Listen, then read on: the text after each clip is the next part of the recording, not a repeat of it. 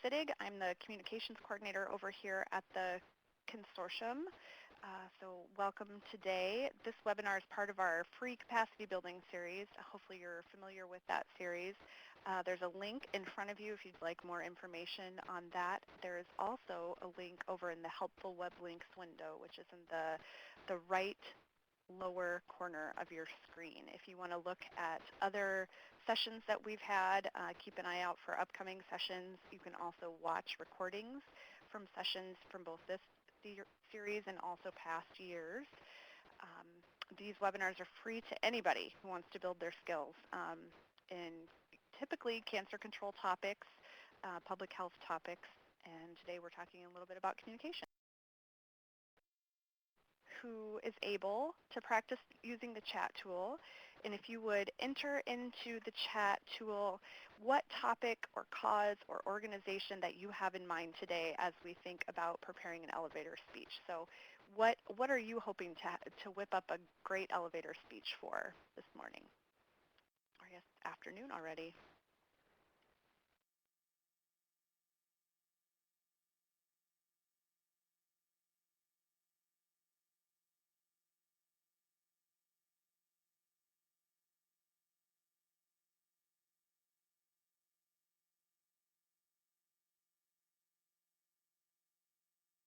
Diverse stuff. So Rachel and I are on board with the consortium. For the consortium today, Christine, Breast Cancer Deadline 2020.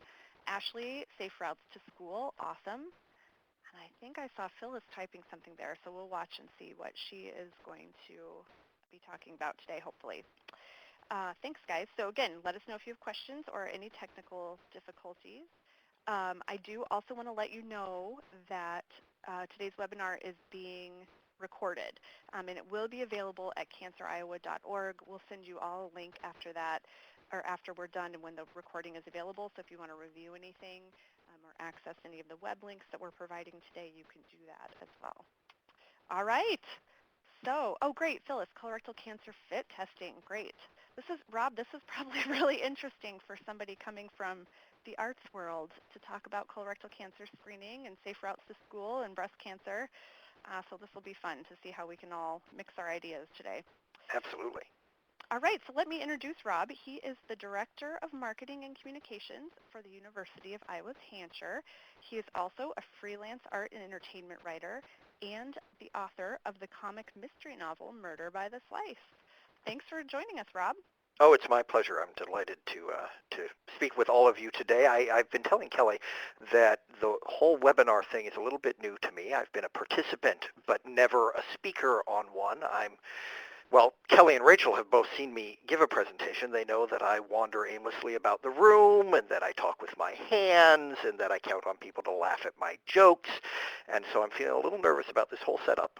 But try to imagine me doing all of those things and you know, laugh at my jokes, and it will all be fine, I'm sure. I'm sure it will all be fine.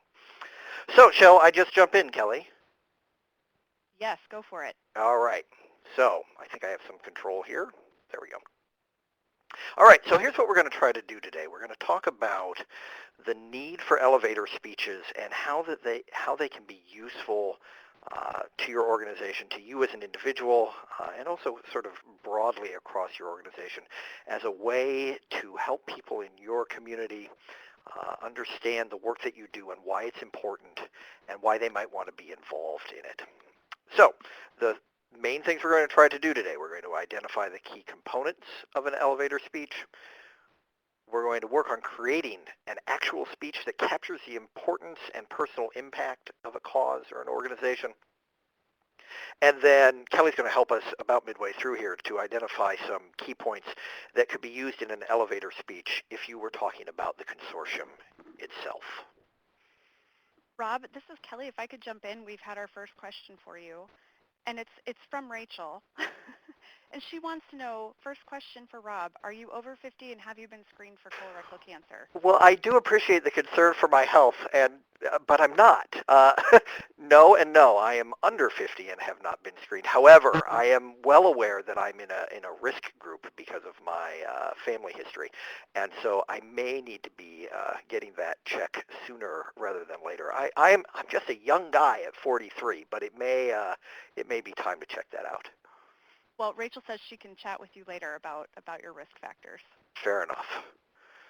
Fair enough. All right. So there I am. See, just a young guy. So this highlights all of the things that Kelly said about me. Now, you might think that it's just because I'm self-promotional that I reference Murder by the Slice, and that is certainly true. Although the other reason that I mentioned this little self-published mystery novel of mine is because it only exists because of a connection to cancer. My dear friend, Lennox Randon, called me up one day and said, your wife tells me that you have a book you started 10 odd years ago and that it's sitting in a drawer, and I'm working on a book, and we should get together every week, and we should each work on our books and help each other get those books done. And I said what any, aspiring novelist who had no idea what the plot of his book might be would say. I said, no, that's a really sweet idea, Randon, but I'm never going to finish that book. And then Randon reminded me something really important, and that is that he has terminal stomach cancer, and that finishing this book that he was working on was really important to him. And so since that time, there are now three of us, my friend Randon, myself, and a fellow by the name of Dennis Green, who meet almost every week and work on our little novels together. We're each working on a second book now, if you can believe that. And so I feel a personal connection to the conversation that we're having today and to the work that you all do to make healthier communities, to help people with cancer lead productive lives and to get the treatment that they need and all of those sorts of things. So it's my great honor to have this conversation today. And as much as I'd like you to read Murder by the Slice, I should really say the book you should read is Friends, Dogs, Bullets, Lovers by my good friend Randon. So with that, we'll take my mug off the screen here. All right. Now, because I work for a major research university, a top public university in the United States, I thought it was important that I cite a really good source here on my slide. And so, of course, I went to Wikipedia, which is where you get so much good information, just to make sure we all understand what we're talking about here. And also to help you the next time you're in sort of a barroom trivia situation. So an elevator pitch or speech or statement is a short summary used to quickly and simply define a profession, a product, a service, an organization, or an event, and its value proposition. What is it about the organization or the event that makes it valuable? In the second paragraph here, you see that the term is credited to two folks there, Eileen Rosenweig and Michael Caruso, who was apparently working at Vanity Fair when he came up with the idea for the elevator pitch. It imagines a scenario where you have stepped into an elevator and you suddenly meet someone who would like to know more about your organization. And it imagines that you have the length of the elevator ride to communicate those key points in the hope that the person you're speaking with will want to learn more or will want to get involved. Now, I've always thought in some ways it's a lousy framework for most of us here in Iowa because we just don't have that many elevators that go that high. But you can imagine that we're talking about somewhere between 30 seconds and a couple of minutes to talk about what it is about your organization that makes it important in your community. I did just elevator pitch my book to you. Yes, Kelly, that is exactly what I did. Okay, here we go. All right. Now, there's some easy confusion as to what might need to be in your elevator speech. Some people think that an elevator speech is synonymous with your mission statement. Now, I don't know about all of your organizations, but generally speaking, mission statements are a little dry and a little technical and a little bit designed. Well, certainly ours is designed to help funders understand who we are. It's really a statement as much for grant writing as it is for anything else. So this is on your screen there is Hancher's mission statement. Hancher supports the University of Iowa's mission of teaching, research, and service by presenting the world's finest performing artists, developing, engaging, and enlightening audiences, initiating and supporting the creation of new works, and providing artistic, educational, technical, human, and physical resources to the university and the people of Iowa. Now, all of that is true, All of that is important, but if I encountered you on an elevator and recited that to you, you would be doing everything you possibly could to get off of the elevator as quickly as you could. Again, I'm not suggesting you shouldn't have a robust mission statement. I'm just suggesting that it does not double as your elevator speech. Now, some of you may be thinking, well, maybe not my mission statement, but what about my vision statement? So here's Hancher's much punchier vision statement. Hancher strives to enrich the life of every Iowan through transformative artistic experiences. Now, we love this vision statement. We put it on all of our materials. We can, in fact, recite it at the drop of a hat if folks are interested in such things. But it, too, isn't really your elevator speech in this case because there isn't enough to it, but also because it's a little jargony, right? What exactly is a transformative artistic experience anyway? What does it mean to enrich someone's life? What do we mean by those things? And so while a vision statement is intended to be aspirational, it's intended to help you think in big ways about how all the small things you do in your work add up to big impact. It doesn't necessarily get you over the hump when it is time to explain to someone else why your work is important. So, there are lots of ways to think of the components of an elevator speech. You'll see there's a link here, and it is also over in the helpful web links. You see Chris O'Leary's name there under Elevator Pitch 101. Chris O'Leary's web article breaks down the components of an elevator speech in terms of these 9 words that start with C, none of which turn out to be cookie.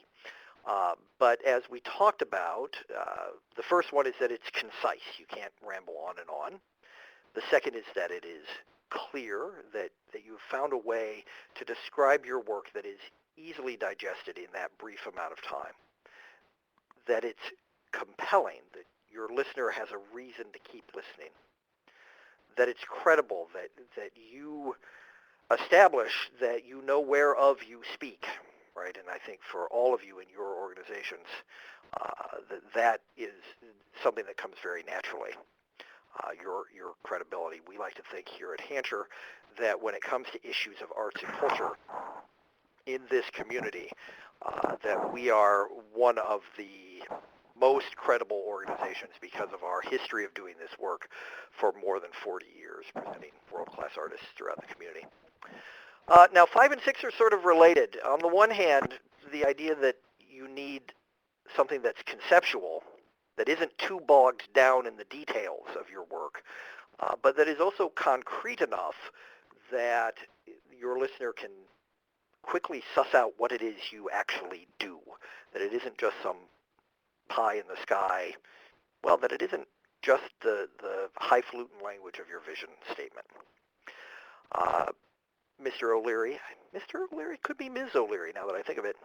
Chris suggests that you want to try to customize your elevator speech to your anticipated audience, and I think that it's a good idea when you can to have several speeches, if we were all tap dancers, we would call them pocket steps. A pocket step is something that you can break out when you're improvising. You're tap dancing away and you're improvising, and you need to transition from one section of your improvisation to another. You might use what's called a pocket step, something you know you can do on a moment's notice to get you where you're going. I think of elevator speeches in much the same way, that you want to have several in your pocket that you can pull out when the moment is right. Issues of consistency, you want to make sure that you're on message when it comes to talking about what's important about your organization, that you are in keeping with the mission of your organization, that everyone in your organization understands what the shared talking points are. And then finally, that it's conversational, that it doesn't sound like a lecture, that it doesn't sound, even though I just talked about the need to have several available, that it doesn't sound overly rehearsed, that it sounds that it can be responsive to questions and all of those sorts of things. That you aren't so married to whatever script you've developed that if someone asks you a question, you have no idea what to do then. And I think that, again, there are lots of different ways to think about the pieces of an elevator speech, but I think that Chris here, that these 9 are particularly helpful, and that the mnemonic device is helpful as well. But for me, when I think about elevator speeches, the most important thing doesn't start with C at all, it starts with P, and that is that you find a way to make your elevator speech personal. Because how do you convince someone that your organization should be important to them? You convince them by explaining why it's important to you, right? So you could imagine a Hancher elevator speech sounding something like this. At Hancher, we're really interested in connecting great artists with great audiences, artists from around the world with audiences from around our community to experience not only world-class art, but art outside their normal comfort zone, help people experience new things.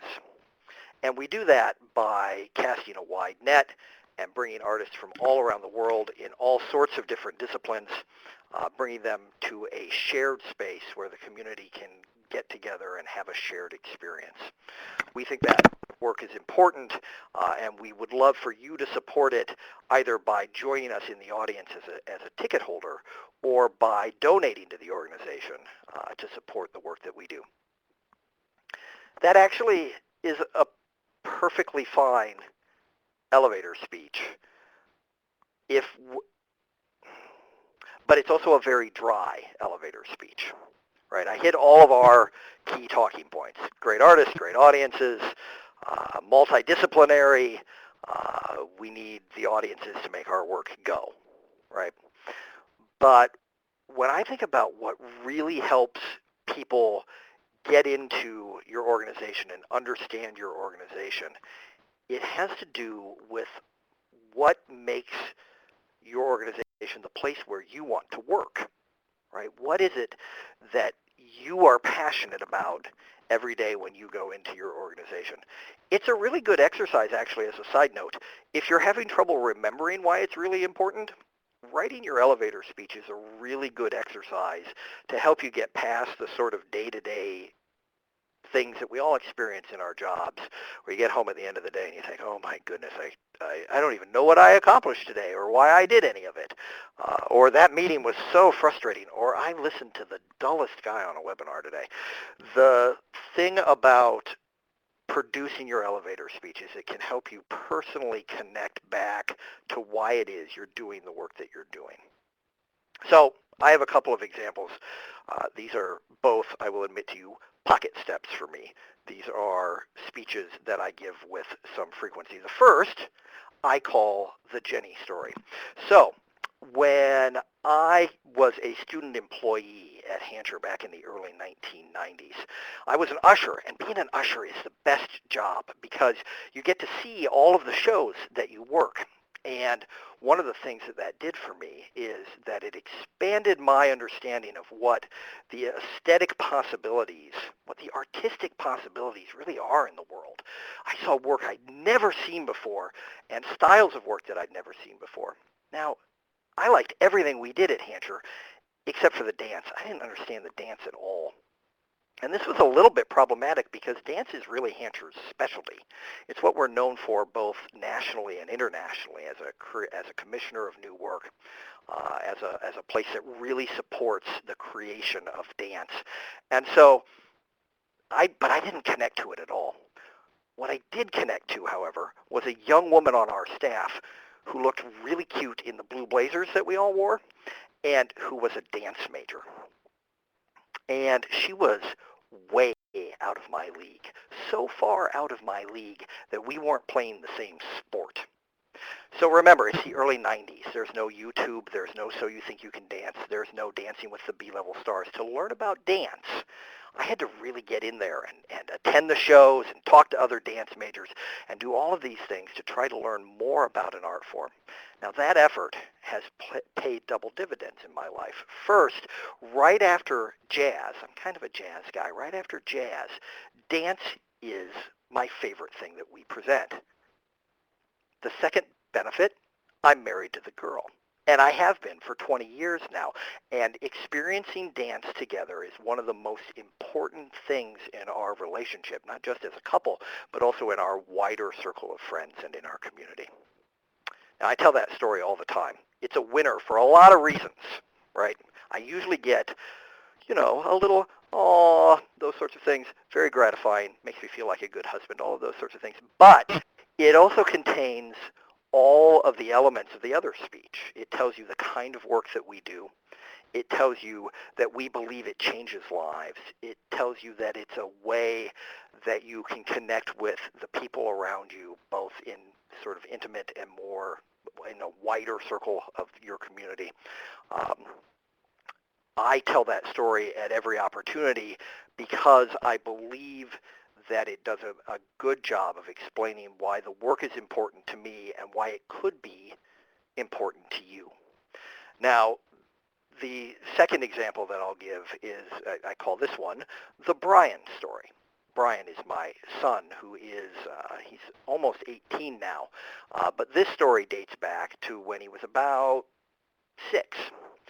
So everyone, or most people, many people, particularly in Iowa City and throughout what we call the creative corridor, are familiar with the sort of work that Hancher does at 7:30 at night. We put something big and shiny up on the stage. We invite people into the audience to experience it. What people may not be as familiar with is the educational work that we do, the ways that we try to take artists out into the community to connect with a wide cross-section of people.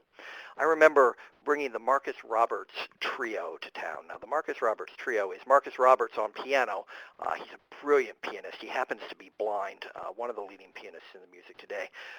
Roland Garand on bass, and then Jason Marsalis, that's Winton and Branford's younger brother, Jason, on drums. And we brought the three of them to our community to go into schools to talk to kids about why jazz is relevant to their lives.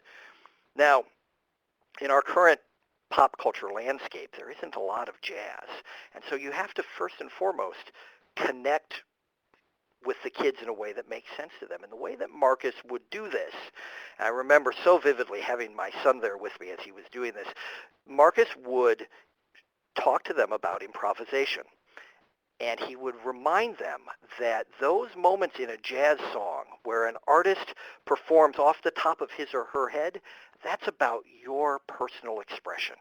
That's about what's important to you and what you're feeling at that very moment. And so Marcus would play a little bit, and then he'd let the kids sort of sing out at the top of their lungs, whatever came to mind. And what they learned that day, what my son learned that day, is that jazz isn't just an esoteric, intellectual music. It's a music filled with joy. It's a music that is filled with personality, and that some of that personality can be what you yourself bring to the table. So we believe that our educational work is essential to our overall work, and we are so grateful to the folks who support it and help us make it possible. All right, so those are my squishy stories about my family, right? The sort of stories that, as I think about my son going off to college, still choke me up a little bit, right? But that's actually sort of what we want here, right? You want the stories that make your work central to your life, because those are the sorts of stories that help other people understand why it's important and why it might be important to them.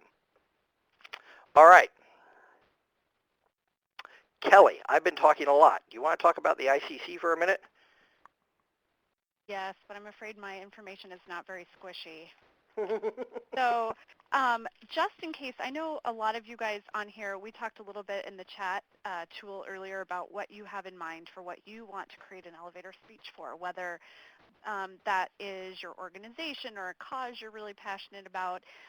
And since this is an Iowa Cancer Consortium webinar, we hope you'll also consider at some point what your elevator speech would be about the consortium, especially because I know most of the folks on the phone and the webinar are members of the consortium, and it can be a really tough organization to explain.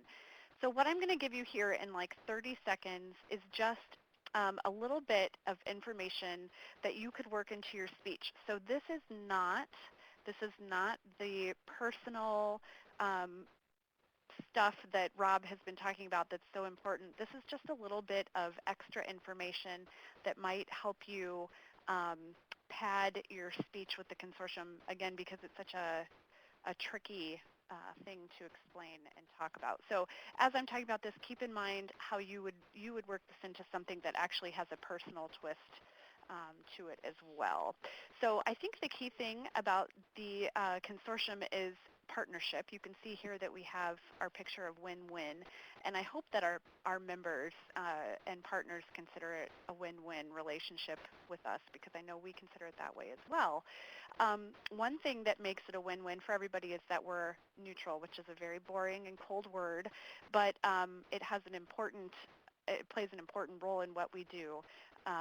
We have a lot of members and partners and organizations that we work with who might be considered competitors out in the world, who might be competing for a patient base, for clients, for funding.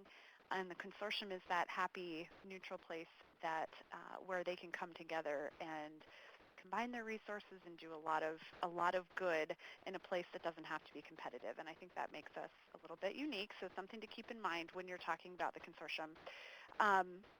We being the consortium, we are the only ones really who do exactly what we do in Iowa, which makes us very unique. Again, most organizations have what they might think of as competitors, counterparts, and we definitely have very close partners who do similar things, but when it comes to building that cancer control coalition partnership, the consortium is really the only organization that does that in the same way it does throughout the state. So that's something great to keep in mind if you're trying to pitch the consortium or the work it does to somebody. And lastly, I hope all of our partners think that we make them stronger, whether it's through our capacity building series, our cancer control conferences and meetings. We have free and reduced cost resources and materials. We offer grant funding. So our function is to make our partners and the people who work with us stronger and more effective. So obviously I mentioned that that doesn't have a lot of the personal twist, but if you want some specific information about programs and partnerships and how they have affected specific people, you can check out a couple of the links that I have over to the right. The 2014 Iowa Cancer Consortium highlights has some stories about projects that happened in 2014 and how they affected Iowans specifically, so you can check that out. And then also we have a little one-pager about the consortium if you need any extra information. But again, all of that would need to go together with your personal experiences and information about the consortium. I know, but important. Rob, I think it's back to you. Okay, fair enough. Thank you. All right, let's see. So now it's your turn. Those of you who, well, everyone who's listening, it'd be great if you would participate in this activity. And then when we're done here in 3 or 4 minutes, if we have some volunteers who'd like to give their elevator speech, we'd love to hear them and respond to them. But let's take 3 or 4 minutes right now to just write down the barest draft, the first things that come to mind as you think about how you might shape your own elevator speech or your own elevator pitch. I chose this cartoon because I'm a huge baseball fan, and catchers and pitchers have finally reported, which means it's almost spring. So what we're going to do now, as I mourn for the month I have to wait for real baseball, we're going to give you 3, maybe 4 minutes to write your own elevator speech, and then we'll see if we have any volunteers to share them. Awesome, thanks. And Rob, if it's okay with you, maybe we can give people the option of either typing questions as they're working for these next few minutes in the chat box, But also, if it's all right with you, we can leave or ask people to unmute their lines if they have a question and just hop in Absolutely. Either over way. the phone. So as a reminder, if you muted your phone earlier, this way you can unmute it by typing *# on your phone. So feel free to chime in with questions during this little period for Rob, or type them in the chat box and we'll make sure they get asked.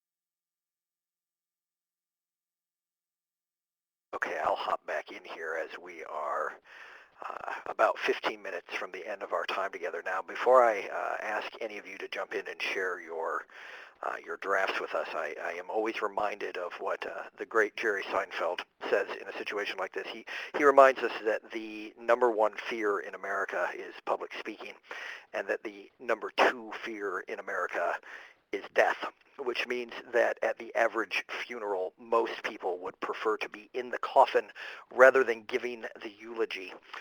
And so I'm sensitive to folks' concerns about public speaking in general, and perhaps in the odd setting that is a webinar. But if there are brave souls out there, we would love to hear a speech or two. We'll ask people to volunteer through the chat tool. It's a good idea.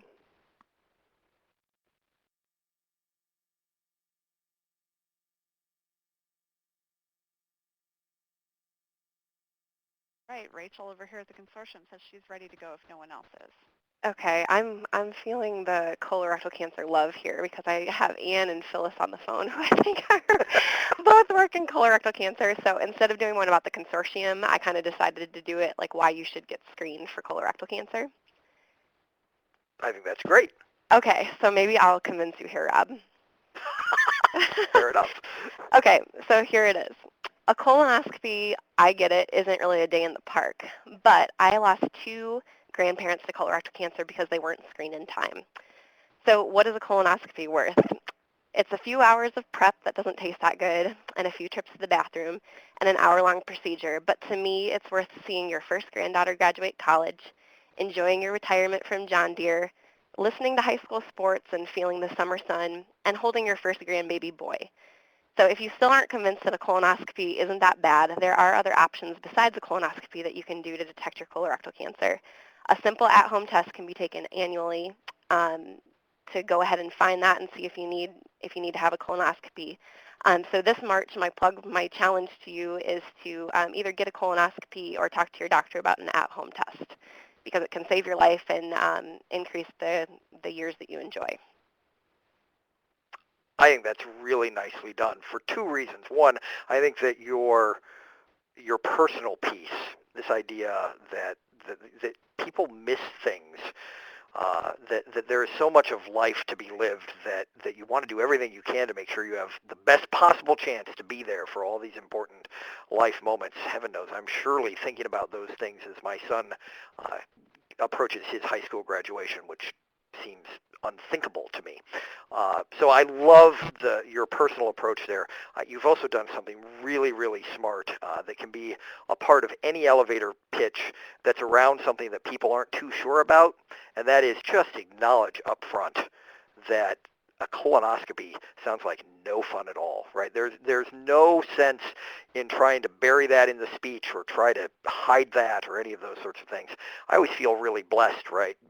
As an arts professional, I'm asking you to come sit in the dark with me and watch a show, generally speaking, which isn't too scary for most people in the way that a colonoscopy might be. But I think you did a really smart thing by acknowledging that up front, and then by hitting us with those personal things that make it seem like, you know what, I could maybe live through that if what it meant was living through all these wonderful things in the future. Nice job. Thanks. Awesome, Rachel. Thank you. And Christine says she's ready as well, Rob. Excellent. Christine, fire away. Okay, I have a rough draft. Um, okay, okay. I believe every child deserves a mother.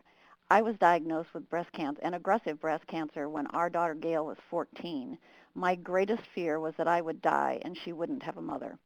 The National Breast Cancer Coalition and Breast Cancer Deadline 2020 has one goal: to end breast cancer.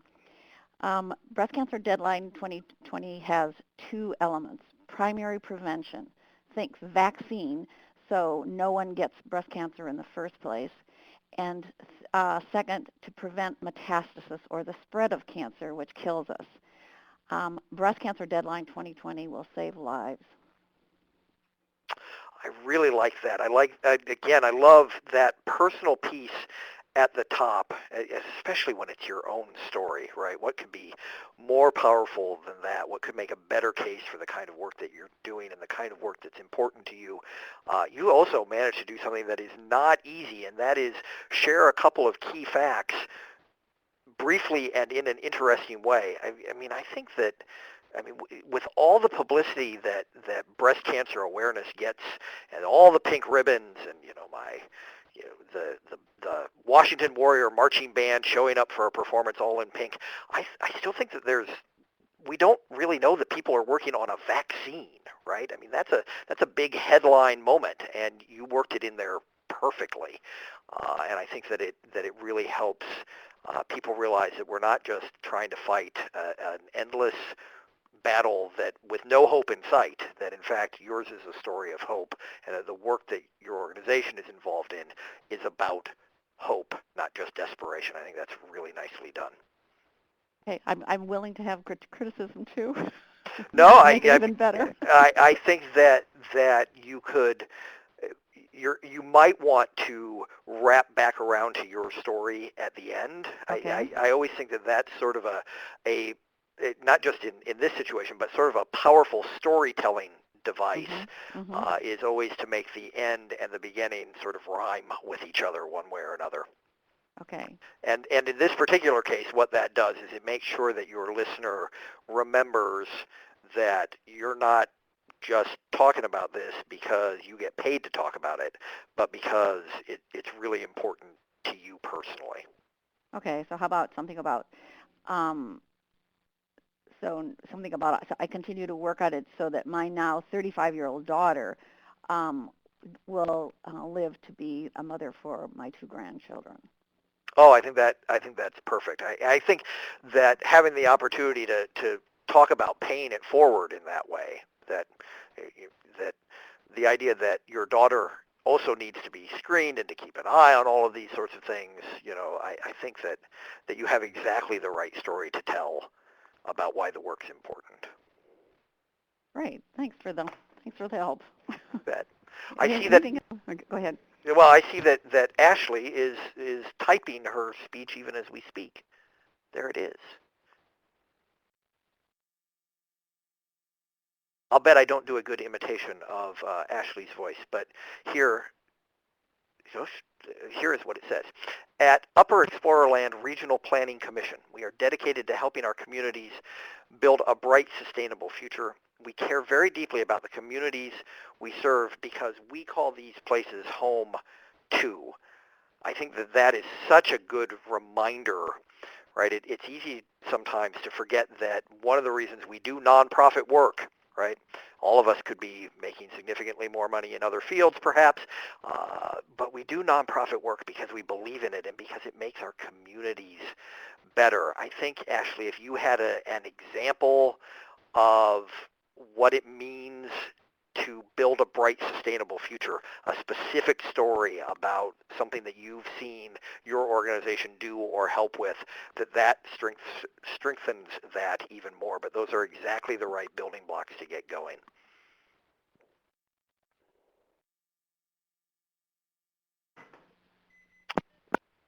All right, we are running just a little tight on time. Is there anyone else who feels strongly about jumping in?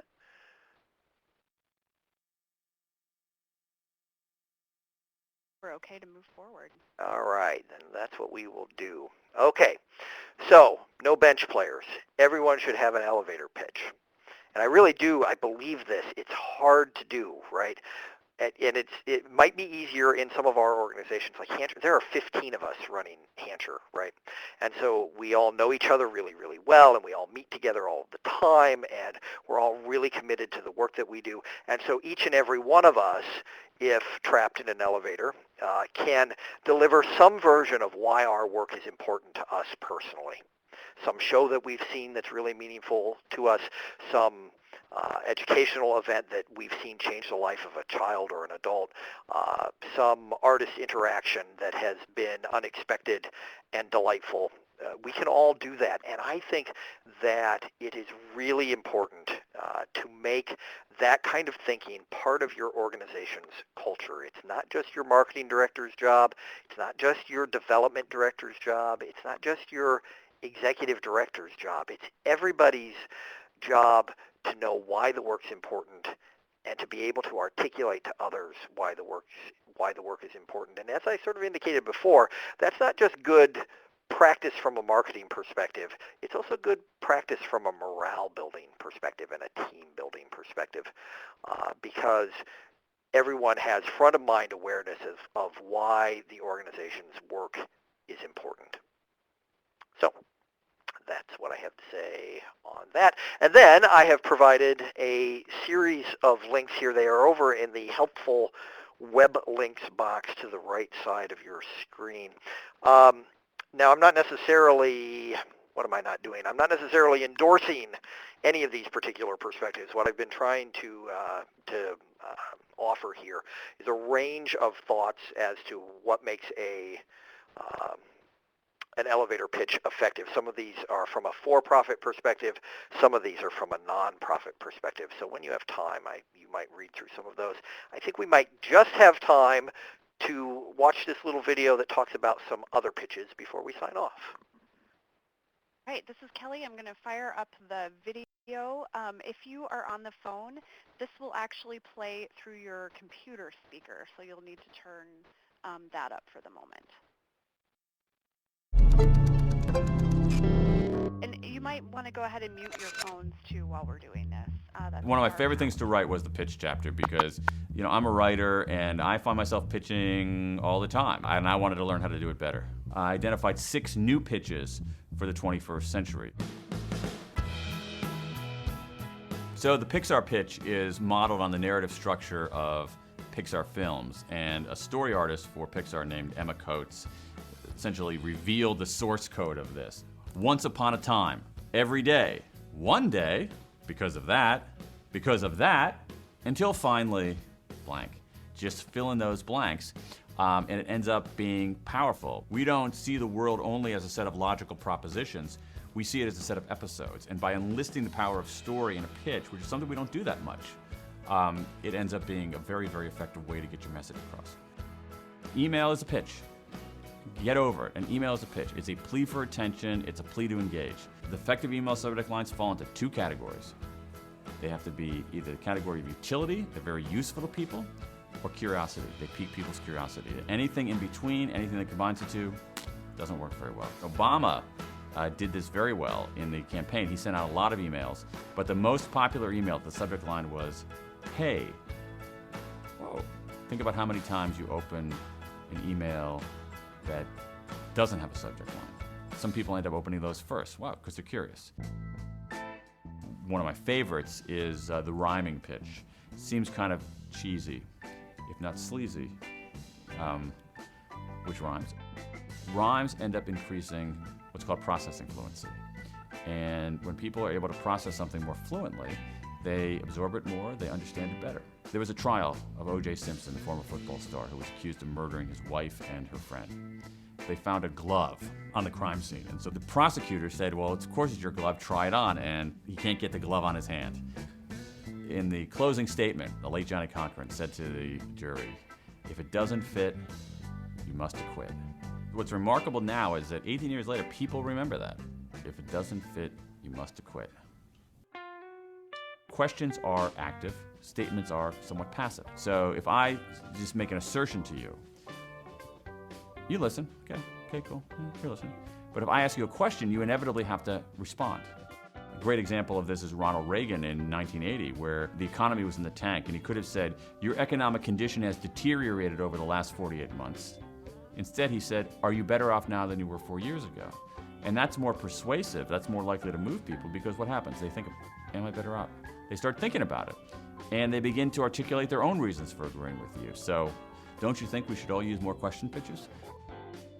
Tweeting is a form of pitching, and there's some evidence showing that the most important thing you can do in pitching via Twitter is give people good information. Even if it's self-promotional, people tend to dig it, and also questions. All right, questions via Twitter end up being really effective too. One of them is the one-word pitch. The idea in the world right now is you want ownership of one word. So when people think of you, they think of that word. When people say that word, they think of you. And actually, it turns out that President Obama did a pretty good job of this because his word in 2012 was forward. All of the ads, all the public events had that word, forward. And so he was able to distill his message into one word. The pitch process, when it works well, is inherently collaborative.